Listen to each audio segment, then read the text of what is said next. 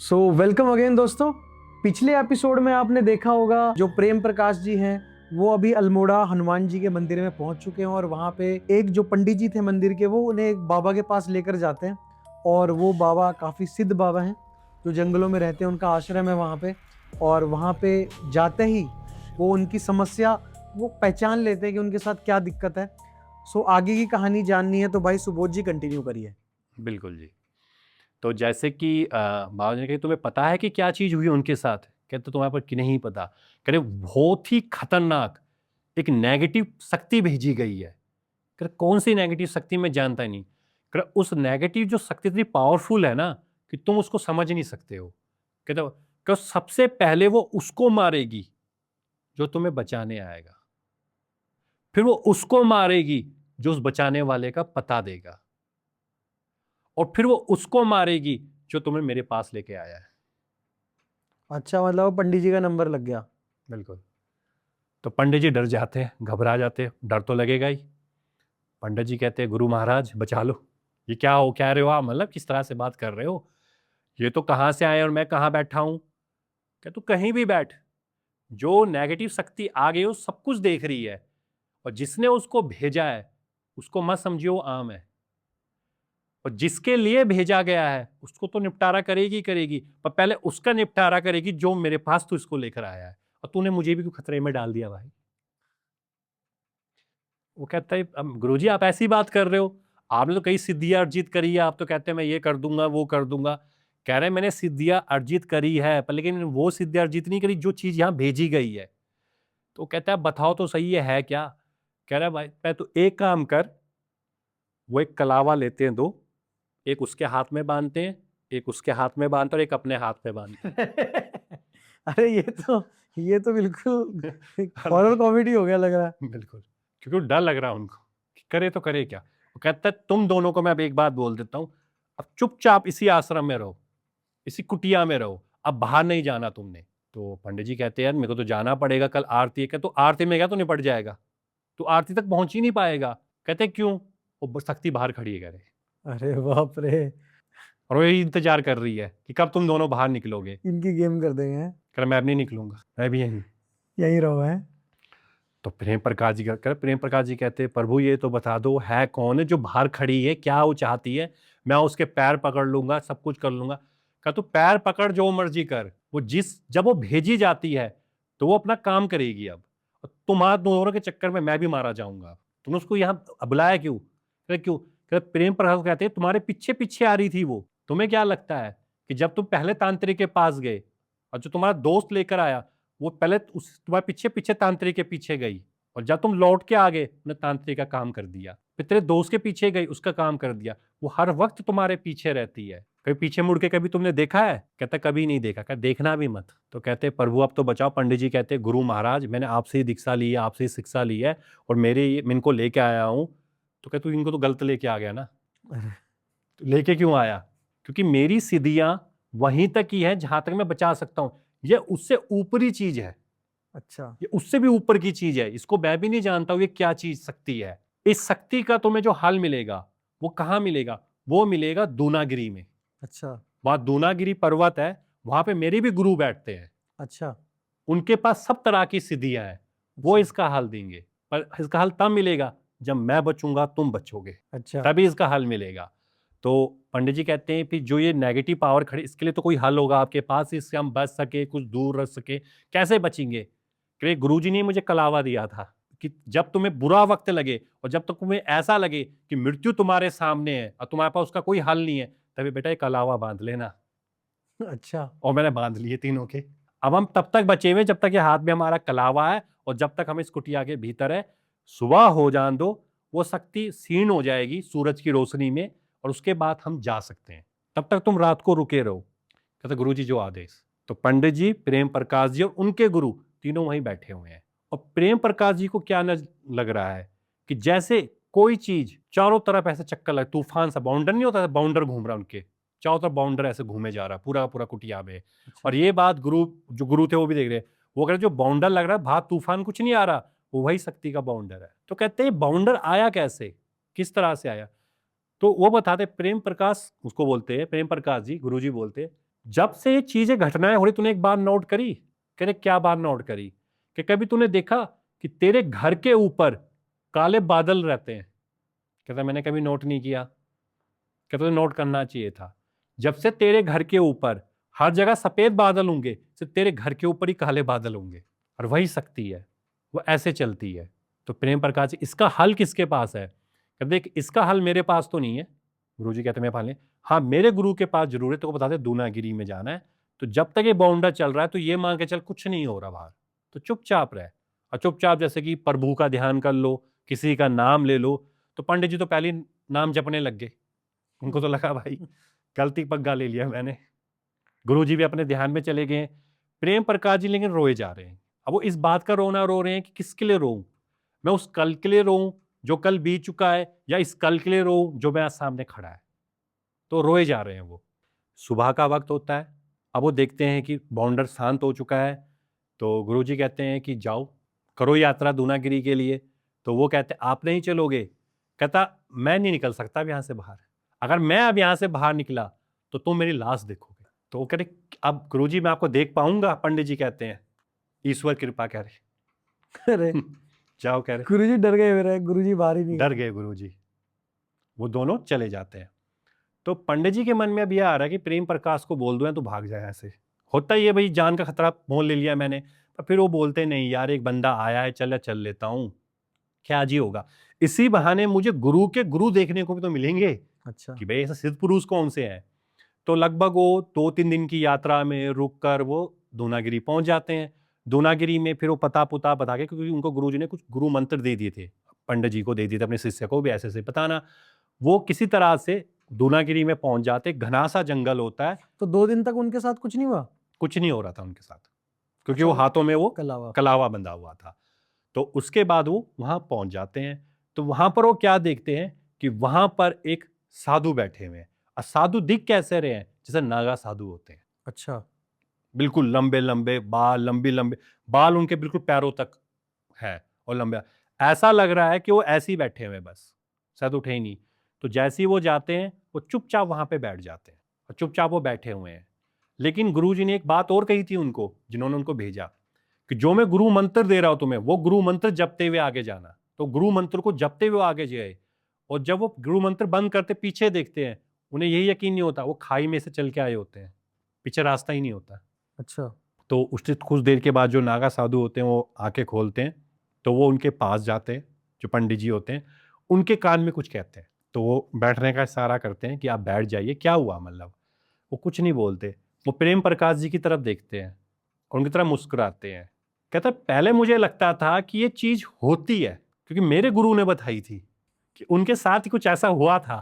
पर आज मैं साक्षात देख पा रहा हूं कि बेटे तेरे साथ भी हो गया।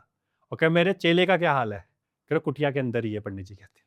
कहता है उसको बोलो कुटिया के अंदर। तो उसके बाद कुछ समय तक बात चलती रहती है। तो कहते हैं प्रेम प्रकाश, सीधा नाम से बोलते हैं कि प्रेम प्रकाश बात सुन, तेरी तीनों बेटियां, तू और तेरी वाइफ चुनिंदा दिनों के मेहमान रह गए हैं। पर मैं एक चीज कर सकता हूं।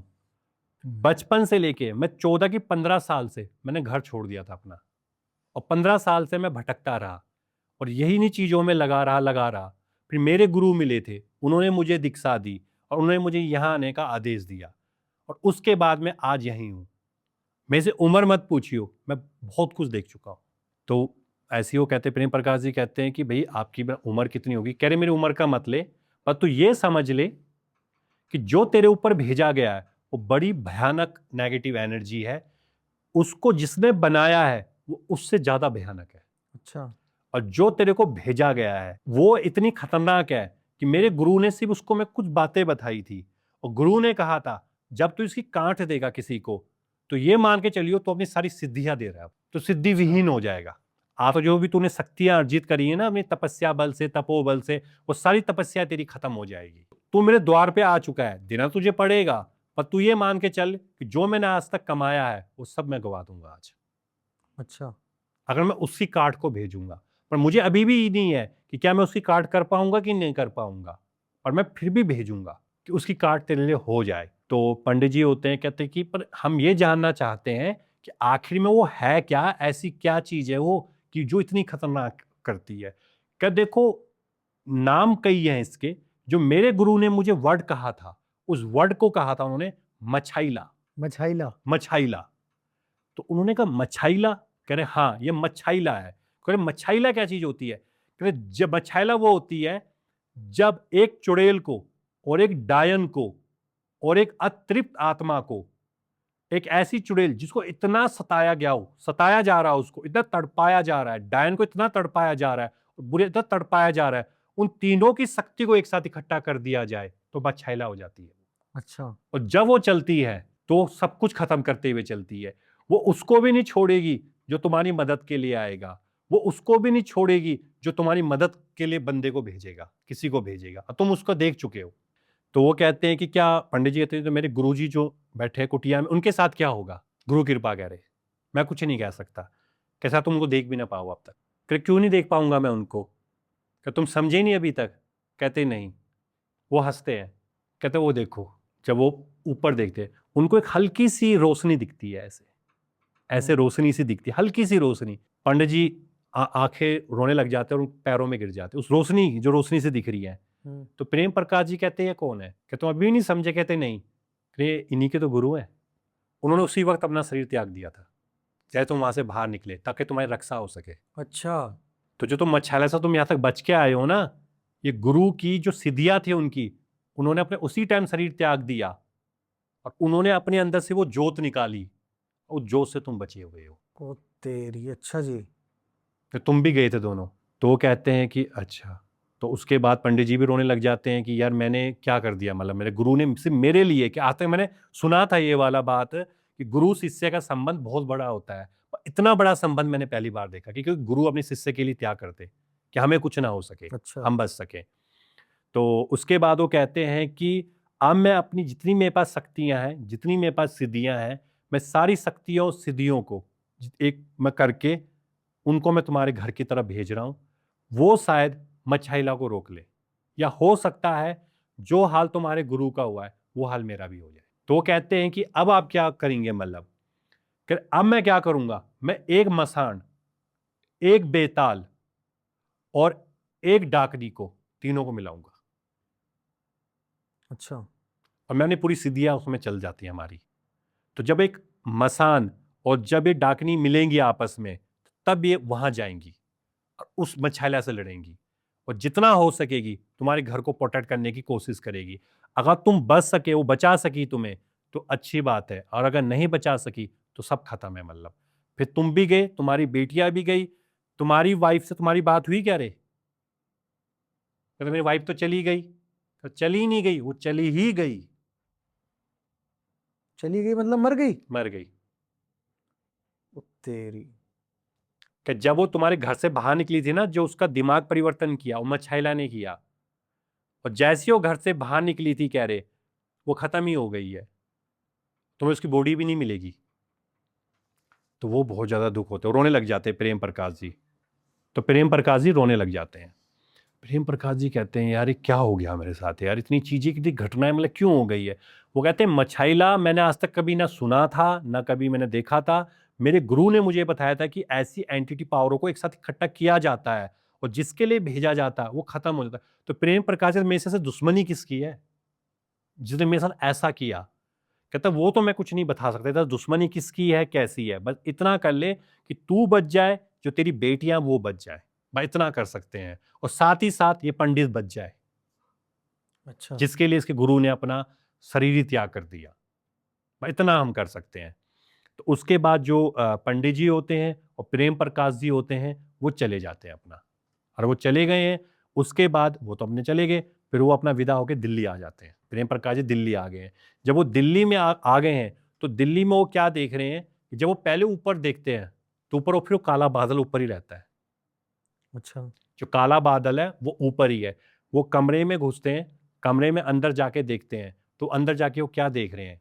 जो उनकी बेटियां हैं, उनकी तीनों वो पहले जब थी वो अच्छी थी, वो सूख के हड्डी बन चुकी है, तीनों की तीनों। और अपनी एक वो बहन को छोड़ के गए थे वहां पे। वो अपनी बहन को ढूंढते हैं कि बहन कहाँ गई, बहन कहाँ गई, बहन कहाँ गई। उनकी बहन को कहीं नहीं मिलती। पीछे बाहर जाके देखते हैं तो उनकी बहन बगीचे में, सरिया नहीं होते, सरियों में गड़ी होती है। ओ तेरी, पूरा परिवार ही खत्म हो गया। खत्म कर दिया।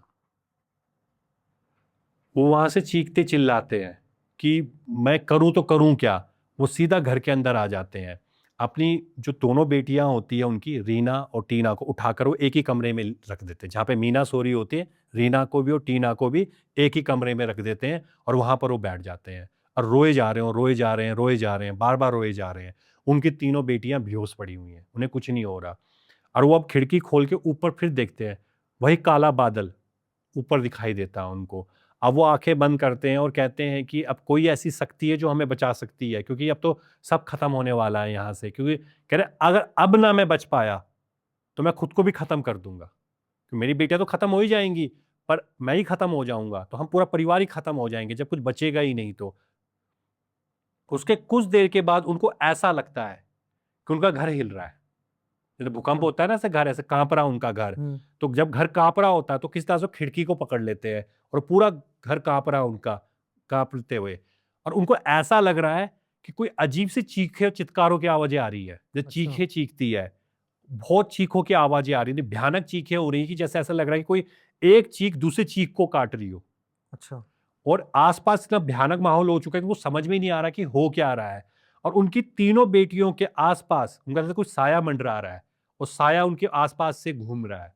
और उसके कुछ देर के बाद एक दूसरा साया है जो उनकी बेटियों उनके आसपास से घूम रहा है।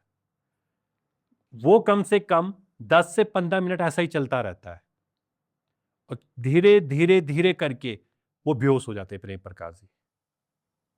उसके लगभग 3 साढ़े 3 घंटे के बाद जो उनकी बेटी मीना होती है वो उनको जगाती है और उनको उठाती है। और जब उनकी आंखें खुलती है तो वो कहते हैं कि वो देखती कि मीना तो ठीक हो गई थी वो कमजोर थी, वो ठीक हो। वो देखते हैं रीना और टीना को भी होश आ गया है, थोड़ा थोड़ा बहुत उनको भी होश आ गया है। वो कुछ सबसे पहले क्या करते हैं, वो भागते हुए जाते हैं और दरवाजा खोल के ऊपर देखते हैं, काला बादल नहीं होता। अच्छा। काला बादल हट चुका होता है वहां से काला बादल है ही नहीं है। और उसके बाद वो अंदर आ जाते हैं। पर उनके मन में एक सवाल चल रहा है अभी भी, कि आखिर में ये जो मछाइला थी ये भेजी किसने, और इस मछाइला को बनाया किसने। और सबसे बड़ा सवाल ये उठता है कि ये जो मछाइला थी अभी चली गई कि अभी यहीं पर ही है। तो इस सवाल का वो जवाब ढूंढना चाहते हैं। तो अब वो सोचते हैं इस जवाब को मुझे हल कौन देगा। या तो इसका हल मुझे वही दे सकता है जिसने इसको भेजा है या जिसने इसको बनाया है, या इसका हल मुझे वो दे सकता है जिसको इसके बारे में पता था कि मछाइला कहां से आई है। तो ये हल उनको वही दे सकते थे जिन गुरु ने उनको भेजा था, मतलब जिन्होंने उनको भेजा, जो नागा साहब बिल्कुल उन्होंने भेजा था। वो कहते हैं कि कुछ समय के बाद मैं फिर से जाता हूं पंडित जी के पास, उनको बोलता हूं मुझे फिर उनके पास ले जाओ। तो फिर पहुंच जाते हैं, हनुमान जी के मंदिर पहुंच जाते हैं। वहां पंडित जी बैठे होते हैं। तो पंडित जी के हाथ में भी वही धागा बंधा हुआ है। तो पंडित जी को कहते हैं, पंडित जी कहते हैं हाँ क्या हुआ। कहता है आपको पता हो जो काला बादल था वो चला गया घर से। कि चला गया, कहते चला गया। तो अच्छी बात है, फिर मतलब मछला जो अंत था वो अंत हो गया। कहता है हाँ पंडित जी आपकी कृपा, पर मुझे ये जानना चाहता हूँ इसको भेजा किसने। कहते इन चक्रों में क्यों पड़ा है तू, मना क्या था उन्होंने कि किसने भेजा क्यों भेजा, तुझे इसमें क्यों पढ़ना है चक्कर में। कहने मैं जानना चाहता हूँ, मुझे फिर ले चलो उन गुरु के पास। कह रहे यार मैं नहीं ले जा सकता। कह रहे क्यों नहीं ले जा सकते। कह रहे नहीं, जब तो बाहर निकला तो मुझे दूसरी बात है, अब इसको मेरे पास मत लेके आइयो। मैंने उससे पूछा भी था कि ऐसा क्यों, पर उन्होंने कहा इसको मेरे पास मत लेके आइयो बस, उन्होंने इतना कहा था मुझे। तो उन्होंने कहा मैं जाना चाहता हूँ। कहता चल अगली सुबह चलेंगे, अभी मुझे मंदिर में बहुत ज़्यादा काम है। तो कहता है कि मैं आपके कमरे में, कमरे में मत रुकियो तो होटल में चले जा। ठीक है, कह चले जाता हूँ मैं होटल में। वो अपने होटल में चले गए। अगली सुबह आते हैं, वो देखते हैं कि मंदिर में लोग खड़े हो रखे हैं। लोग कह रहे क्या हुआ क्या हुआ। एक बंदे को बोलते क्या हुआ। अरे कह रहे पंडित जी ने पेड़ से छलांग मार दी। पेड़ पे चढ़े पहले, आप छलांग मार दी नीचे। अच्छा। छलांग मार दी। कहते हाँ। कहते कहाँ गए, वो देखो क्या नीचे गिरे पड़े हैं, सर पे उनका वो लग गया पत्थर, खत्म। अरे अभी भी अभी भी। तो भागते हुए जाते देखते पंडित, पंडित जी के हाथ में वो धागा होता ही नहीं। अच्छा। जो धागा उनको रक्षा मंत्र दिया गया था, पंडित जी होते ही नहीं है। तो अब प्रेम प्रकाश जी के जीवन में हमें ऐसे सवाल रह जाता है कि आखिर इसको भेजा किसने था और किसने इसको बनाया था तो और वो किस खुद तरह नहीं से गए बना। देवनागरी? उनको पता ही नहीं था रास्ता, बताया था ना वो खाई वाला रास्ता है, तो पता ही नहीं था। लेकिन जब कभी भविष्य में उनको पता लगेगा तो पता लग जाएगा। आज भी जिंदा है? वो शायद आज भी जिंदा होंगे। अच्छा, और मछाइला? मछाइला हमेशा ही रही, और क्योंकि वो पंडित जी के बाद हुआ तो प्रेम प्रकाश जी का फिर क्या हुआ, उनकी बेटियों का क्या हुआ, किसी को कुछ नहीं पता लगा। अच्छा, और आपको इस कहानी के बारे में कैसे पता चला? भाई ये कहानी हमें किसी ने बताई थी, हमें कोई एक बाबा जी मिले थे, उन्होंने हमें बताई थी कि अच्छा। कुछ ऐसी एंटिटीज भी होती है कि जो हमें पता भी नहीं है, वो तब भी वो होती है, वो इतनी भयानक हो जाती है कि किसी को भी खत्म करते हुए जाती है। तो उन्होंने कहा था फिर हम आपको एक ऐसा बताते हैं कि ऐसा किस्सा भी किसी गुरु ने बताया था कि ऐसा हुआ था उस टाइम। अच्छा, कितने साल हो गए होंगे इस बात को? इस बात को जो उन्होंने बताया था, उन्होंने कहा था इस साल को हो चुके 25-30 साल के आसपास ही घटना है ये। और जब अच्छा। ये घटना हुई थी तो उसके बाद उनका क्या हुआ, परिवार का कैसे हुआ, कुछ नहीं पता लगा, लेकिन पता लग जाता कि किसने भेजा है। अब इसमें कई तरह के सवाल पैदा हो जाते हैं। अब होते हैं सवाल कि क्या उस लड़के ने भेजा जिसे रिश्ता लेकर आया था, या उसने भेजा जो उस लड़की को छेड़ता था, उनकी दूसरी बेटी को, या उसने भेजा था जिसने मिट्टी खीर खिलाई थी उस लड़की को। और इन सबका रोल सिर्फ शक शक में ही था बस, बिल्कुल किसी का सामने नहीं आया रोल? बिल्कुल, रोल सामने नहीं आया कि क्या था क्या नहीं था। तो कहते हैं ना, शुरुआत में आपने एक चीज और बताई थी कि जिस लड़के का रिश्ता आया था, उसके जो फादर थे वो भी मर गए थे, वो उनके भी एक्सपायर हो गए थे। क्योंकि वो उनकी हेल्प कर रहे थे। बिल्कुल, ओके। तो वो भी खत्म हो चुके थे। तो मतलब ये होता है कि कुछ चीजें ऐसी होती है कि उसका हल ढूंढना है। गुरु ने क्या कहा, हल ढूंढो, किसने भेजा, क्यों भेजा, उसके चक्कर में मत पड़ो, कि उसका हल कभी तुम्हें मिलेगा ही नहीं। सो दोस्तों, मुझे लगता है कि ये जो स्टोरी आज आपने सुनी है, ये पूरे इंटरनेट पे धमाका मचा देगी, और ऐसी स्टोरी आपने आज तक नहीं सुनी होगी। रियल स्टोरी है, और इतना सस्पेंस था इसके अंदर, इतनी मौतें इतनी मौतें हुई हैं कि एक मौत के बाद दूसरी मौत हुई है ना। और ऐसी एंटिटी मछाइला आपने किसी भी हॉरर स्टोरी में आज तक नहीं सुनी होगी। और अगर आपने इतनी इंटरेस्टिंग और इतनी सस्पेंस वाली कहानी कभी सुनी है, तो आप कमेंट बॉक्स में बताइए, क्या आपने इससे डरावनी कोई हॉरर किस्सा सुना है कभी? नहीं सुना है तो कमेंट बॉक्स में एक बार सुबोध जी के लिए भाई लिख दीजिए कुछ बढ़िया सा। मिलते हैं किसी और पॉडकास्ट में किसी और हॉरर स्टोरी के साथ। तब तक के लिए बाय बाय।